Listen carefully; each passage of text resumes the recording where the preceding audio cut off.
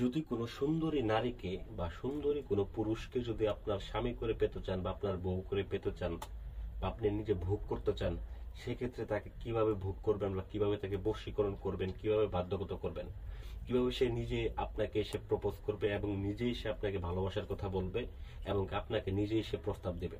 তো সেই একটা বিদ্যা আমি আপনাদেরকে দিতেছি, সেটার নাম হচ্ছে বশীকরণ বিদ্যা। এই বশীকরণ বিদ্যাটা এতটাই পাওয়ারফুল একটা বশীকরণ বিদ্যা যে দেখেন স্ক্রিনের ভিতরে নকশাটা দেখাইতেছি। তো এই নকশাটার মাধ্যমে আপনারা এই বশীকরণ কাজটা করতে পারবেন।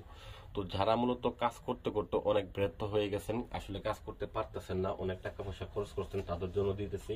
আপনার স্বামীকে বলেন বা আপনার স্ত্রীকে বলেন বা আপনার প্রেমিককে বলেন বা প্রেমিকাকে বলেন, যাকে খুশি তাকে আপনি মাত্র 3 দিনের ভিতরে বাধ্যগত করতে পারবেন। এটা একটা সেই পাওয়ারফুল একটা বিদ্যা। তো সম্মানিত ভিউয়ার্স, কিভাবে কাজটা করবেন আর কথা না বেড়ে চলে যাচ্ছে ভিডিওতে। তো ভিডিওটা সম্পূর্ণ না টেনে দেখবেন, তাহলে বুঝতে পারবেন। আর যদি ভিডিও না দেখার ইচ্ছা থাকে এখনই চলে যান। তো যাই হোক, প্রথমত বলে নিই, কোনো পরামর্শ লাগলে স্ক্রিনে দেওয়া নাম্বার আছে, যোগাযোগ করে জেনে নিতে পারবেন, কোনো সমস্যা নেই। তো এই কাজটা করার ক্ষেত্রে প্রথমত সম্মানিত ভিউয়ার্স, আপনাকে সংগ্রহ করতে হবে মেশক জাফরান কালি।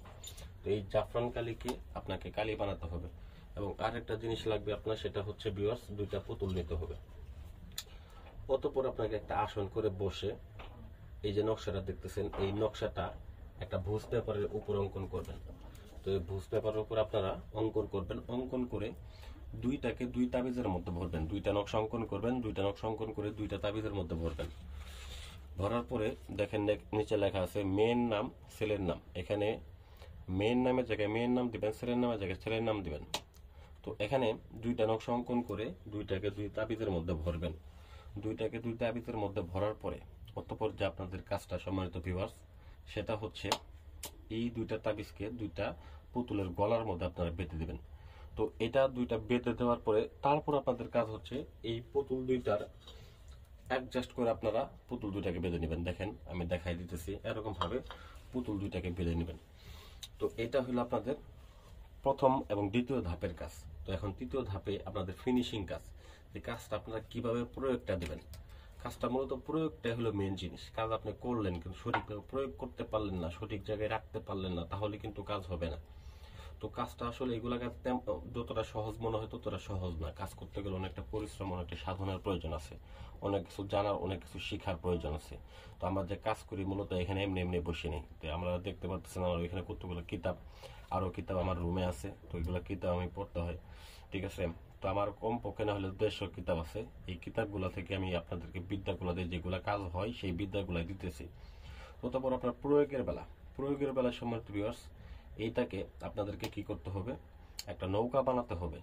একটা কাঠের নৌকা বানান, অথবা দেখা গেছে একটা পাতিল দিয়ে নৌকা বানান, যেমনিই বানান।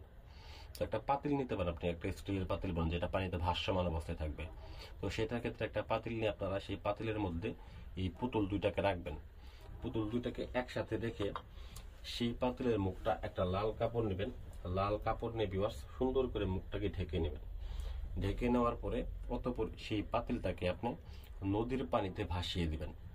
ভাসিয়ে দিয়ে চলে আসবেন, আর পিছনে ফিরে তাকাবেন না। বাসায় এসে 50 টাকা 100 টাকা যাই মানে সদকা জারিয়া হিসেবে ফকির মিসকিনকে দান করে দিবেন। এবং কি দেখবেন যে মাত্র 3 দিনের মধ্যে কোনো ব্যক্তি যেখানে থাকুক, যদি আপনার অবাধ্য থাকে সেক্ষেত্রে আপনার বাধ্য হবে।